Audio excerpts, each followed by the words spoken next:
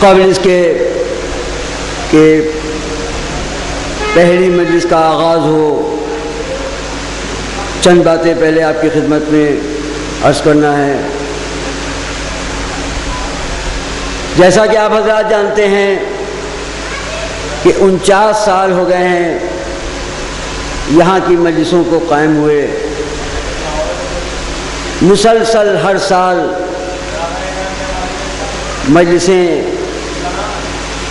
اپنے شباب پر جا رہی ہیں، ہر سال یہاں پر ترقیاں اور زائرین کے لیے ان کے آرام اور راحت کا انتظام آپ مجھ سے بہتر جانتے ہیں، کہنے کی ضرورت نہیں۔ ہندوستان کے کونے کونے سے زائرین آتے ہیں یہاں، وہ اس بات کے گواہ ہیں کہ جو بھی یہاں پر انجمن و کمیٹی ہے، میں دعا گو ہوں ان تمام ممبران اور انجمن کے جناب صدر صاحب، سیکریٹری صاحب، جناب اصغر صاحب، ریاض صاحب، یہ جتنے بھی انجمن کے ممبران ہیں جو یہاں بے لوث اور خلوص نیت کے ساتھ میں یہاں یہ کام انجام دے رہے ہیں، جو آپ حضرات ہم سے بہتر جانتے ہیں، گواہ ہیں۔ میں اس وقت سے یہاں آ رہا ہوں جب یہ نہ روضہ تعمیر تھا نہ مسجد تعمیر تھی، میں اس بات پہ گواہ ہوں کہ ان تمام حضرات نے اپنی زندگیوں کو وقف کر دیا ہے اور بے لوث خدمتیں کر رہے ہیں، اور ان کی کوششیں ہیں کہ زائرین کو زیادہ سے زیادہ یہاں پر آرام و راحت دی جائے۔ میں دعا گو ہوں یہاں جو بے لوث خدمت کرتا ہے، مولا کے لیے کرتا ہے، وہ ہر سال بدلے نہیں جاتے ہیں، بلکہ مولا کا ان کا کام اتنا پسند آتا ہے کہ وہ کہتے ہیں یہ کام تمہارے ہاتھوں سے انجام دیا جائے گا۔ میں دعا گو ہوں کہ یہ جتنے بھی یہاں پر ترقیاں کام ہو رہے ہیں یہ آپ ہی کے تعاون سے ہو رہے ہیں۔ میری گزارش ہے کہ اسی طرح سے آپ حضرات تعاون دیتے رہیں تو یہاں پر انشاءاللہ وہ زمانہ آئے گا جو لوگ دیکھیں گے کہ پوری دنیا سے اور ہندوستان کے گوشے گوشے سے جو زائرین یہاں آئیں گے وہ ان ممبران انجمنوں کے لیے تعریف کے لیے دعا کریں گے۔ اب کیا کہنا، یہ مولا کا اعجاز ہے کہ یہاں کی مجلسوں کا خلوص ہے کہ انٹرنیٹ کے ذریعے سے پورے ورلڈ میں یہاں کی مجلسیں پروگرام جا رہا ہے، یہ بھی مولا کا ایک کرم ہے۔ یہاں کی یہ جو ممبران خدمت کر رہے ہیں، شاید یہ مولا کی طرف سے ان کو یہ عطا ملی ہے کہ تم کام میرا کرو گے، میں تمہاری پوری دنیا میں یہاں کا پروگرام نیٹ کے ذریعے سے بتاؤں کہ دیکھو ایسے کام کیے جاتے ہیں جو مولا کے لیے کام کرتا ہے، وہ اپنا نام نون ملک مولا خود ان کو کامیاب کر دیتے ہیں۔ صلوات بھیجا حضرت۔ اور آخری بات اور مجلس کا آغاز، بڑے افسوس کی بات ہے کہ آپ بڑی دور دور سے زحمتیں اٹھا کر بگرا تشریف لاتے ہیں، جناب عباس کی بارگاہ میں تشریف لاتے ہیں، تو آپ سے گزارش ہے کہ آپ خیموں میں بیٹھ کر مجلس نہ سنیں، مجلس اگر فرش اعضا پر سنیں تو باعث زینت آپ بنیں گے، کیونکہ اب معرفت اٹھتی جا رہی ہے فرش اعضا مجلس کی۔ اگر معرفت ہو تو جس وقت بلایا جائے لوگ ان کو بلایا نہ جائے بلکہ خود آ جائیں۔ اور اب اس فرش اعضا کا معجزہ یہ دیکھیے کہ جب یہ فرش اعضا بچتی ہے تو ملائکہ اپنی عبادتیں چھوڑ کر آتے ہیں، تمام انبیاء تشریف لاتے ہیں، ہمارے ائمہ تشریف لاتے ہیں، خاتون جنت تشریف لاتے ہیں، لہذا آپ بھی فرش اعضا پر آئیں۔ اور ایک بات، آخری بات اور سن لیں، یہ فرش اعضا، یہ مجلس نہ سامعین کی محتاج ہے نہ ذاکر کی محتاج ہے، ان کا ذکر جب سے یہ خلق کیے گئے ہیں اور جب تک دنیا قائم رہے گی ان کا ذکر کوئی لمحہ ایسا نہیں ہے جو یہ ان کا ذکر نہ ہو رہا ہوگا۔ صلی اللہ علیہ وسلم۔ فاتحہ۔ بسم اللہ الرحمن الرحیم۔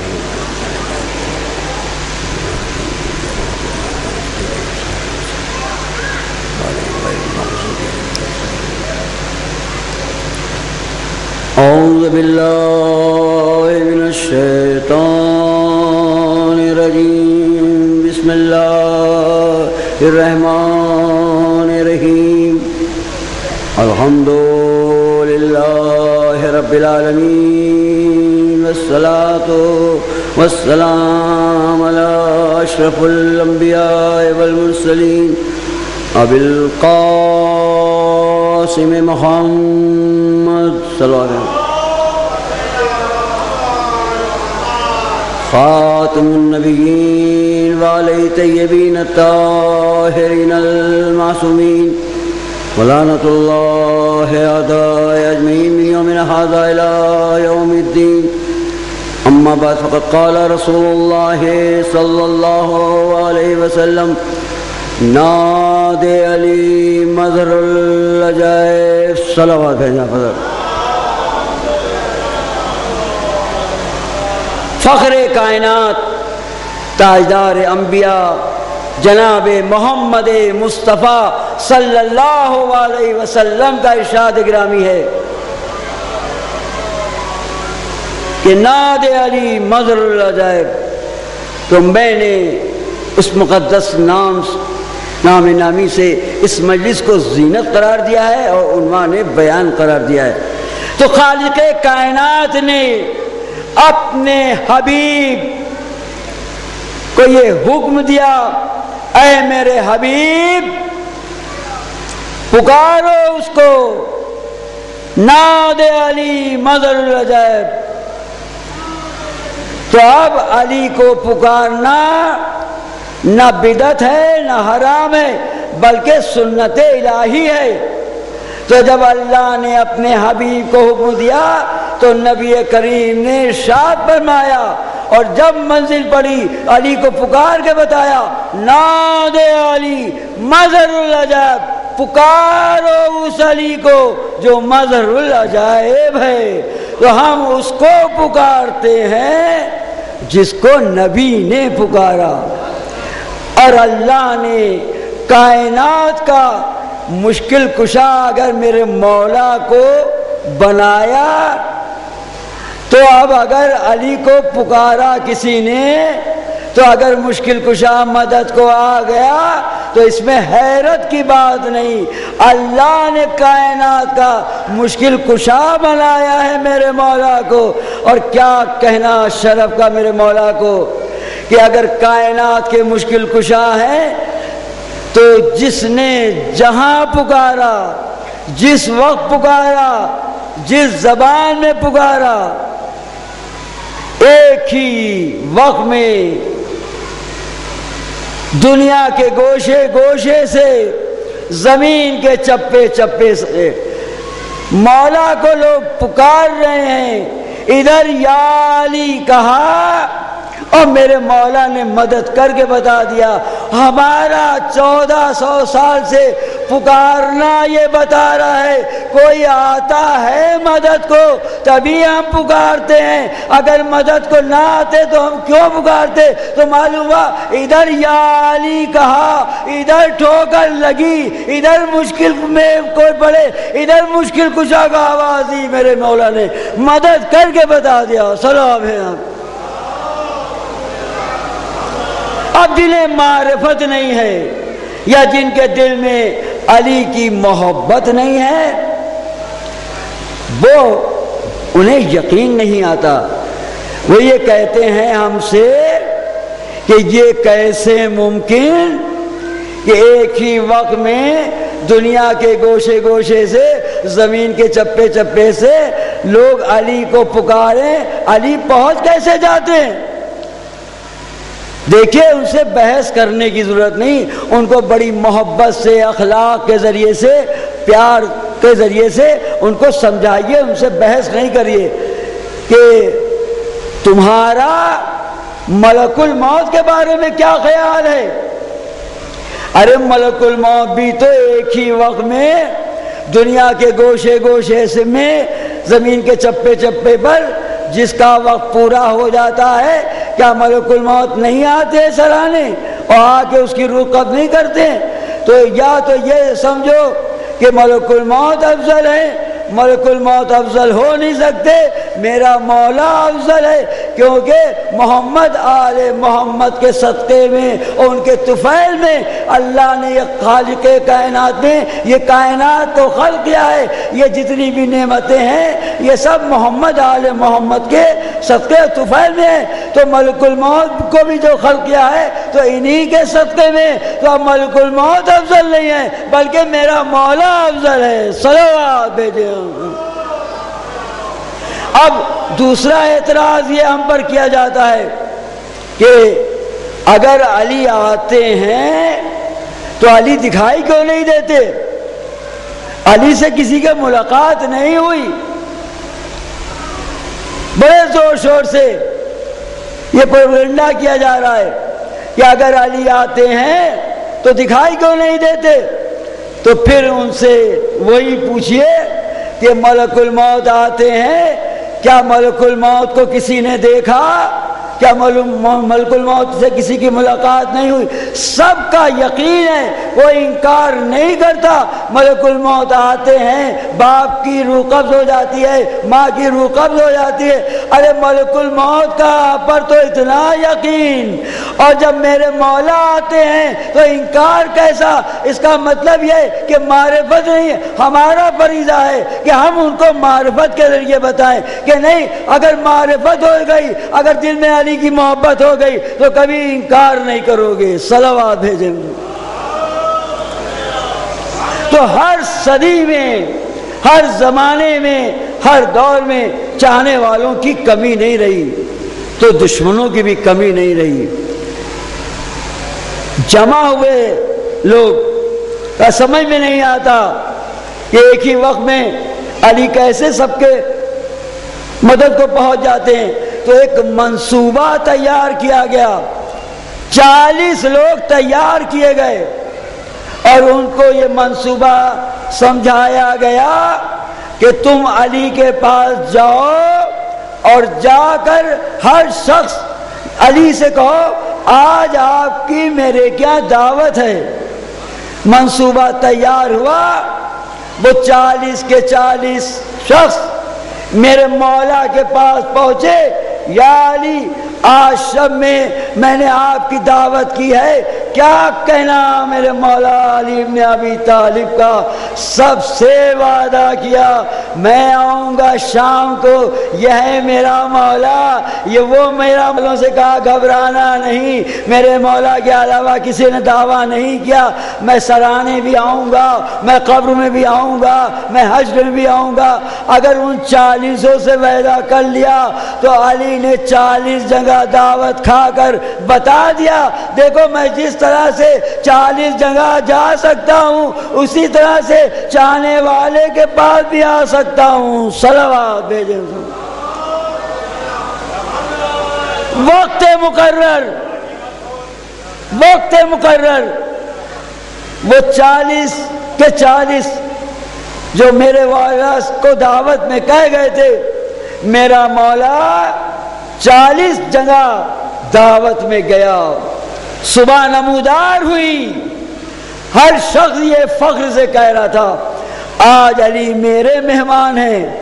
دوسرا شخص کہتا تھا نہیں علی میرے مہمان تھے، تیسرے نے کہا نہیں علی میرے مہمان تھے.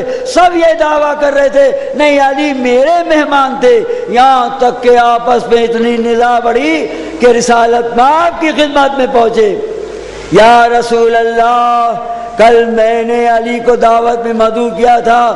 دوسرے نے کہا یا رسول اللہ میں نے علی کو دعوت میں مدعو کیا تھا. جب سب کہہ چکے تو نبی کریم نے مسکرا کے ارشاد فرمایا تم بھی سچ کہتے ہو، تم بھی سچ کہتے ہو، تم بھی سچ کہتے ہو. لیکن کل میرا بھائی میرا مہمان تھا کہ اتنے میں حسنین دوڑے ہوئے آئے، اے نانا جان کل بابا میرے مہمان تھے، اب یہ میرے مولا کا شرف ہے کہ ایک مرتبہ جبریل امین نازل ہوئے، بعد تحفہ درود و سلام کے ارشاد فرمایا یا رسول اللہ آپ بھی سچ کہتے ہیں، حسنین بھی سچ کہتے ہیں، اور وہ 40 کے 40 لوگ سب سچ کہتے ہیں. لیکن اللہ کہہ رہا ہے کہ آج پر کل میرا ولی میرا مہمان تھا. صلوات بھیجیں.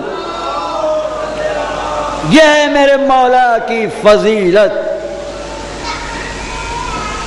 میرا مولا وہ ہے جنہوں نے عالم انوار میں اپنے خالق معبود کی اس وقت عبادت کی جب کوئی عبادت کرنے والا نہ تھا، اس وقت سجدے کیے جب کوئی سجدے کرنے والا نہ تھا، اس وقت ذکر کیا جب کوئی ذکر کرنے والا نہ تھا، اور اتنا ذکر کیا کہ اب ان کا ذکر ہی عبادت ہو گیا.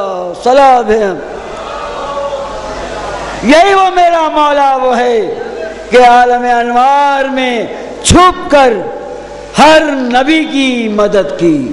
جب دنیا میں تشریف لائے دین کی مدد کی، اسلام کی نصرت کی، اپنے بھائی نبی کریم کی یوں نصرت کی کہ کائنات میں علی سے بڑا کوئی نصرت کرنے والا نہ ملا.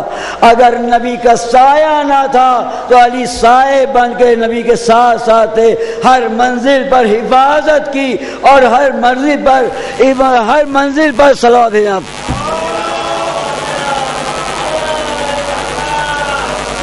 ہر منزل پر مدد کر کے بتا دیا کہ میرا نام علی ہے، میں مشکل کشائے دو عالم ہوں، مجھ کو خالق کائنات نے کائنات کا مشکل کشا بنایا ہے، تو میں جس طرح سے ہر نبی کی مدد کی میں اپنے بھائی رسول کی مدد بھی اسی طرح سے کروں گا. صلاۃ دینا بدر.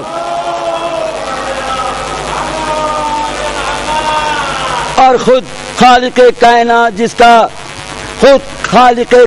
جس کا محافظ ہو، جس کا نگہبان ہو، اس کے باوجود بھی اپنے حبیب کی یوں نصرت کی. وہ ناصر ان کے ساتھ تھے تو ہمیں نصرت کرنے والے کبھی جعفر نظر آئے، کبھی حمزہ نظر آئے، اور کبھی ابو طالب نظر آئے جو محسن اسلام ہیں، جنہوں نے بانی اسلام کو پالا، دشمنوں سے بڑی بڑی قربانیاں دی. تو یہ وہ محسن اسلام ہے جو ہر وقت جب تک حیات رہے کسی کی مجال نہ تھی کہ جو نبی کی طرف نظر اٹھا کے دیکھے.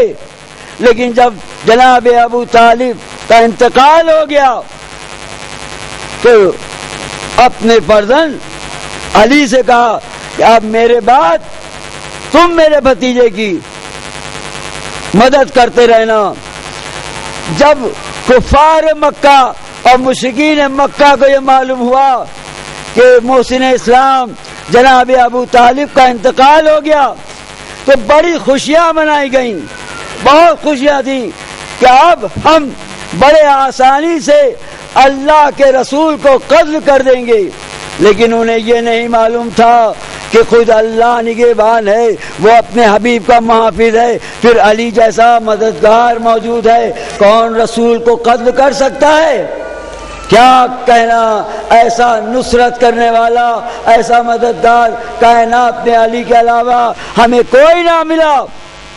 اور جب خوشیاں منا چکے تو ایک منصوبہ یہ بنایا کہ تمام کفار مکہ جمع ہوئے اور جمع ہو کر یہ منصوبہ بنایا کہ آج کی رات ہم سب مل کے اللہ کے رسول کو قتل کر دیں گے.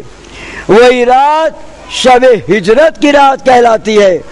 ادھر منصوبہ تیار ہوا، ادھر وہ نگہبان، وہ محافظ اپنے حبیب کا فوراً جبریل کے ذریعے سے اپنے حبیب کو یہ اطلاع دی، اے میرے حبیب، کفار مکہ نے یہ منصوبہ بنایا ہے کہ آج کی رات یہ سب مل کے آپ کو قتل کر دیں گے، لہذا آپ ہجرت کر جائیں اور اپنے بستر پر اپنے جانشین اپنے وصی کو لٹا دیں، اپنے جانشین اپنے وصی کو لٹا دیں.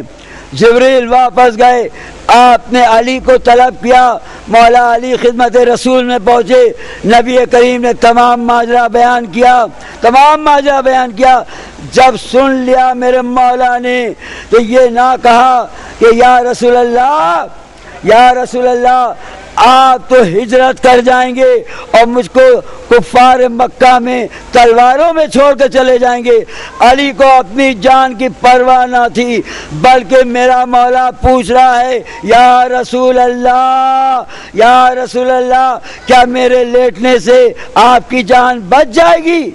تو نبی کریم نے کہا ہاں اے علی، تمہارے لیٹنے سے میری جان بچ جائے گی۔ تو تاریخ بتاتی ہے کہ وہ پہلا شکر کا سجدہ تھا جو میرا مولا شکر کا سجدہ کرتے نظر آ رہا ہے، اور ادھر نبی کے بستر پر وہ آیا جو نبی کا جانشین تھا، وہ آیا جو رسول کا وصی تھا، وہ آیا کہ اگر نبی معصوم تھا تو علی بھی معصوم تھے، معصوم کے بستر پر معصومی زیبا دیتا ہے، اور ادھر نبی ہجرت کر کے جا رہے ہیں۔ کیا کہنا، پہلا محمد کفار مکہ کے درمیان سے یوں نکل گئے کہ کفار مکہ محمد کو نہ دیکھ سکے۔ تو جب پہلا محمد کفار مکہ کے درمیان نکل جائے اور کوئی کفار مکہ محمد کو دیکھ نہ سکے، تو محمد کا اگر آخری جانشین جو محمد ہے اگر وہ پردہ غیب میں ہے اور تم دیکھ نہ رہے ہو، تو اس میں حیرت کی بات نہیں ہے، کیونکہ یہاں سب محمد ہیں، سب محمد کا گھرانہ ہے۔ سلام۔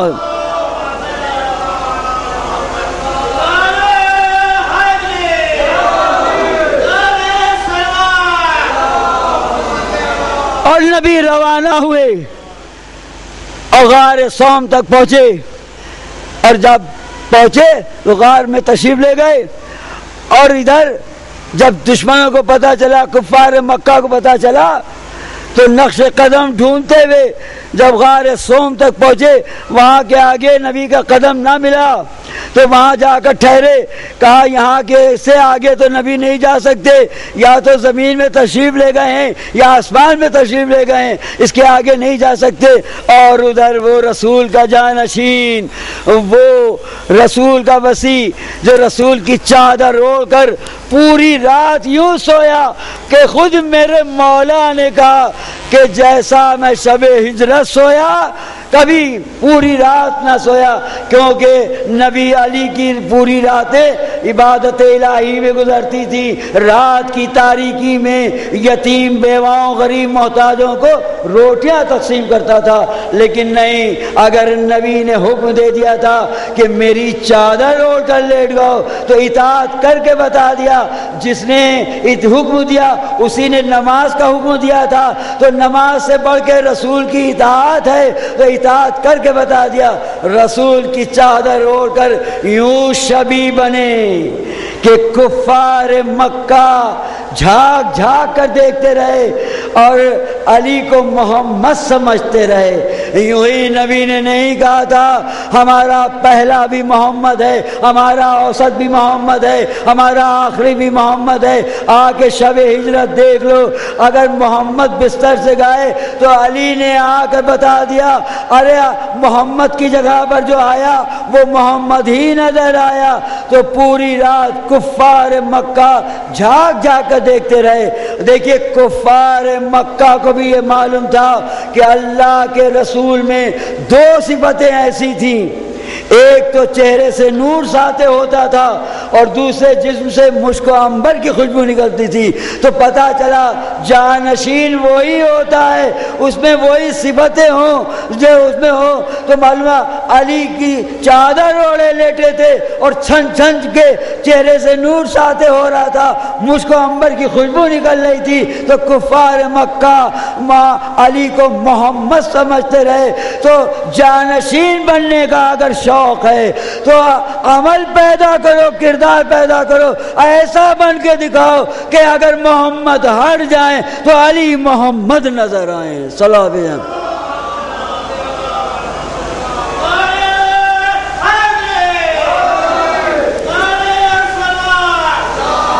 دیکھیے علی کے فضائل ہر ایک کی سمجھ میں نہیں آ سکتے۔ علی کے فضائل وہی سمجھے گا جس کے دل میں علی کی محبت ہوگی، معرفت رکھتا ہوگا۔ علی کو تو یا تو خدا نے سمجھا یا نبی نے سمجھا یا قرآن نے مدح کی۔ اور نبی اگر فضائل بیان کر رہے ہیں تو بھائی سمجھ کے نہیں، بلکہ بغیر وحی کے تو نبی کلام ہی نہیں کرتے، تو نبی فضائل بیان کر رہے ہیں کہ میں شب معراج عرش کی منزلوں سے گزر رہا تھا، میرے ساتھ جبریل تھے۔ اب نبی کریم ارشاد فرماتے ہیں میں عرش کی منزلوں سے گزرا تھا، میری نظر پڑی، دیکھا مغرب سے مشرق تک اونٹوں کی قطاریں جا رہی ہیں جس پر صندوق آویزاں ہیں۔ یہ دیکھ کر نبی کریم نے جبریل سے پوچھا، کیا نبی کو نہیں معلوم تھا؟ لیکن اگر نبی بتا دیتے تو شاید دنیا یہ لکھتی بھائی کی محبت میں فضائل ہے نہیں۔ دیکھو جس طرح سے میں جانتا ہوں جبریل بھی علی کو جانتے ہیں۔ کہا یا رسول اللہ آپ مجھ سے بہتر جانتے ہیں، تو سب سے پہلے سوال نبی نے جبریل سے یہ کیا، اے جبریل پہلے یہ بتاؤ کہ مغرب اور مشرق کا فاصلہ کتنا ہے؟ کہا اللہ کا رسول بہتر جانتا ہے۔ کہا اچھا یہ بتاؤ کہ یہ سلسلہ کب سے جاری ہے؟ کہا یہ بھی نہیں معلوم۔ کہا اچھا یہ بتاؤ کہ تمہاری عمر کیا ہے؟ کہا یہ بھی نہیں معلوم، مگر ہاں یا رسول اللہ ایک ستارہ ہے جو 70,000 سال کے بعد طلوع ہوتا ہے، اور ہم نے اس کو 70,000 مرتبہ طلوع ہوتے دیکھا ہے۔ جب سے میں نے دیکھا یہ مغرب سے مشرق تک اونٹوں کی قطار جاری ہے جس پر صندوق آویزہ ہے۔ بس یہ سننا تھا کہ نبی کریم نے حکم دیا کہ ایک اونٹ روکا جائے۔ جب اونٹ روکا گیا اور اس میں سے جو بھی کتابیں نکالی جاتی تھی تو فضائل مولا کائنات سے چھلکتی نظر آتی تھی۔ صلوات بھیجو۔ تو اب کس بشر میں دم ہے جو علی کے فضائل بیان کر سکے؟ ابھی دنیا میں علی نہیں آئے ہیں، فضائل کا یہ عالم ہے کہ ٹھاٹا مارتا ہوا سمندر نظر آ رہا ہے۔ یہ علی وہ ہیں جن کے والد کا نام ابو طالب ہے جو محسن اسلام ہے، ماں کا نام فاطمہ بنت اسد ہیں۔ اب خود آپ کی والدہ گرامی فاطمہ بنت اسد ارشاد فرماتی ہیں کہ علی میرے شکم میں ہیں، اور جب بھی میرا بھتیجا محمد میرے پاس آتا تھا تو شکم میں جو میرا یہ بچہ تھا مجھے اتنا بے چین کر دیتا تھا کہ میں محمد کی تعظیم کے لیے مجھے اٹھنا پڑتا تھا۔ بس یہ دیکھ کر میرے بھتیجے محمد نے کہا اے چچی، ارے آپ بزرگ ہو کر میری تعظیم کیوں کرتی ہیں؟ تو فاطمہ بنت اسد نے ارشاد فرمایا اے بھتیجے محمد میں کیا کروں، جب تم آتے ہو تو شکم میں جو یہ میرا بچہ ہے مجھ کو اتنا مجبور کر دیتا ہے کہ میں تمہاری تعظیم کے لیے اٹھتی ہوں۔ کہا آپ کو مبارک ہو چچی، ارے یہ آنے والا وہ ہے جو کائنات کا امام ہے، معصوم ہے، مشکل کشائے دو عالم ہے، ساقی کوثر ہے، اور یہ میرا جانشین ہے، میرا وصی ہے۔ مبارکباد دے رہے ہیں نبی کریم۔ اب وہ وقت آتا ہے کہ علی کی ولادت کا وقت قریب پہنچا۔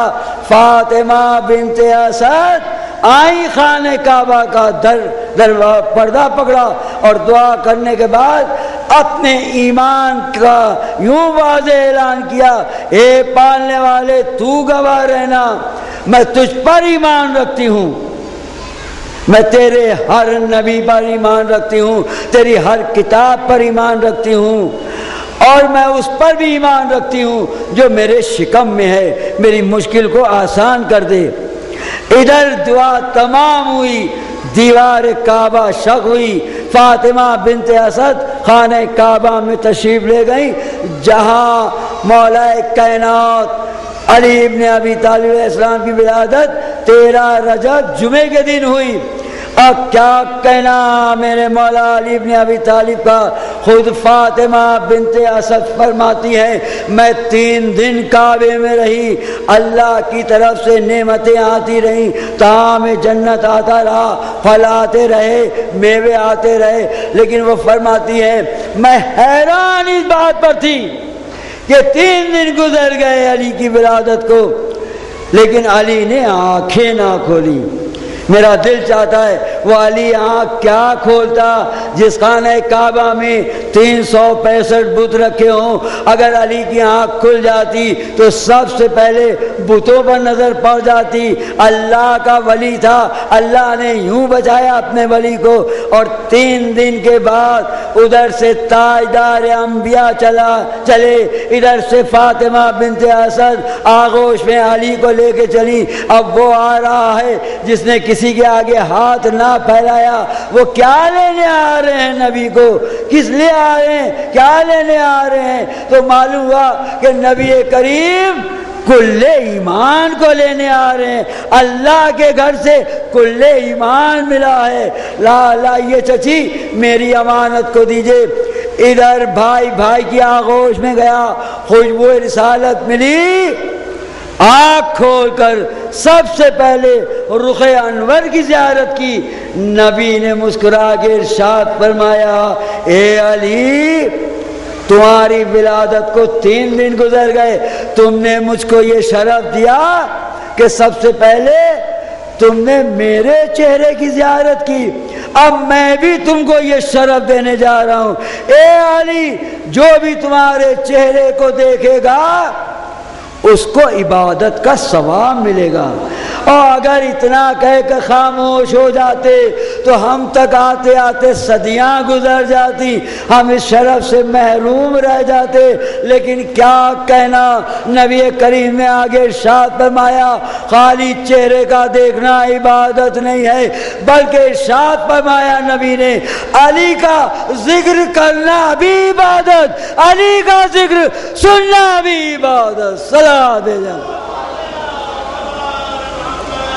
اب نبی کے یا علی اب نبی کے ہاتھوں پر علی ہے یا رحل میں قرآن ہے، اور کیا کہنا، سب سے پہلے جس نے یا رسول اللہ کہا وہ میرا مولا علی ابن ابی طالب تھا۔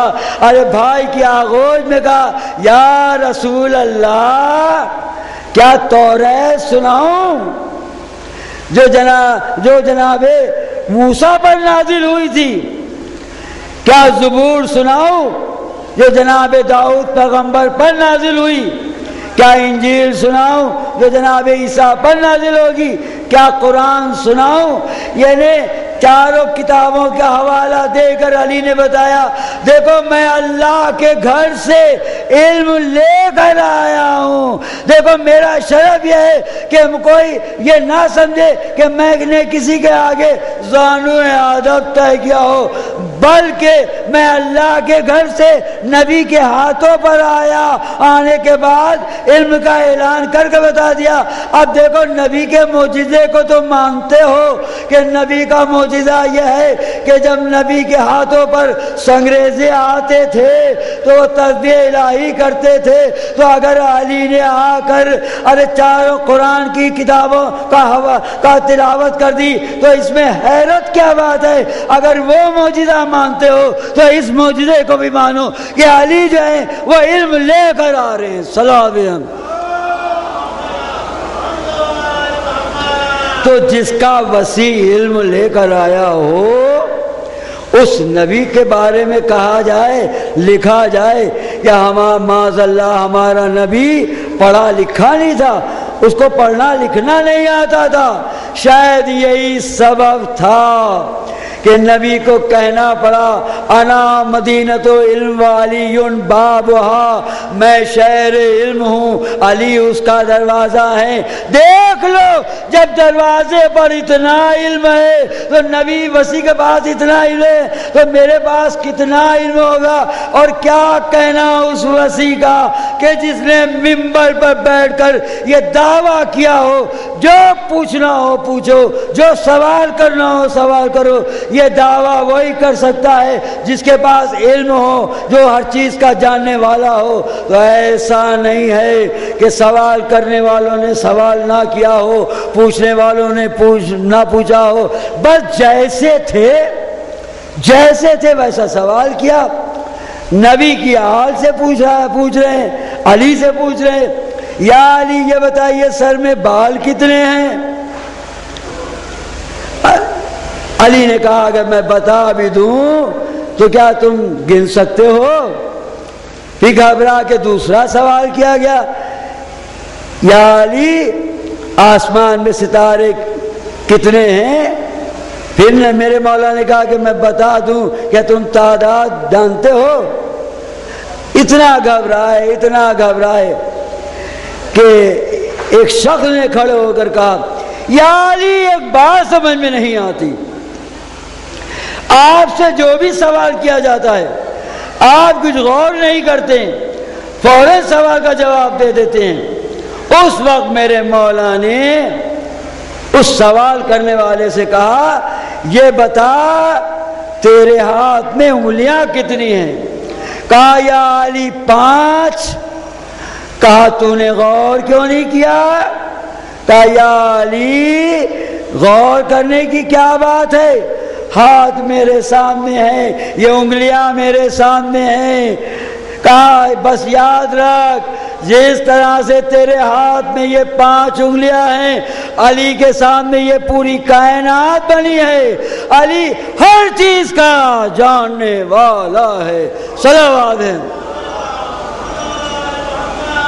تو جو شرف، جو عزتیں، جو بلندیاں میرے مولا کو اللہ نے عطا کی کسی کو نہیں ملی، کسی کو کچھ دیا ہی نہیں اللہ نے، سب کچھ اللہ نے علی کو دے دیا۔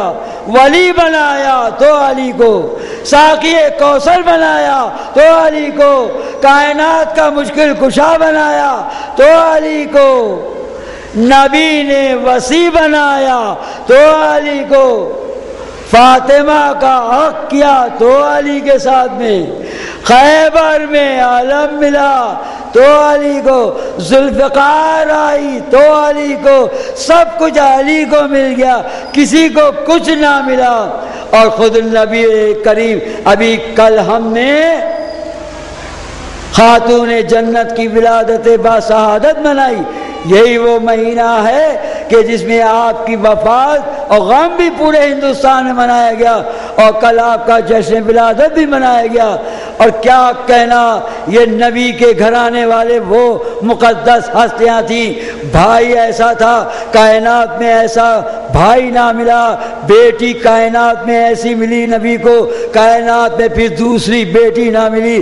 یہ وہ سخی گھرانہ ہے کہ علی کی سخاوت کا یہ عالم ہے کہ آپ کا غلام ناقل ہے، کہ علی کا یہ عالم ہے کہ ایک سائل نے آ کر آواز دی، روٹی کا سوال کیا، آپ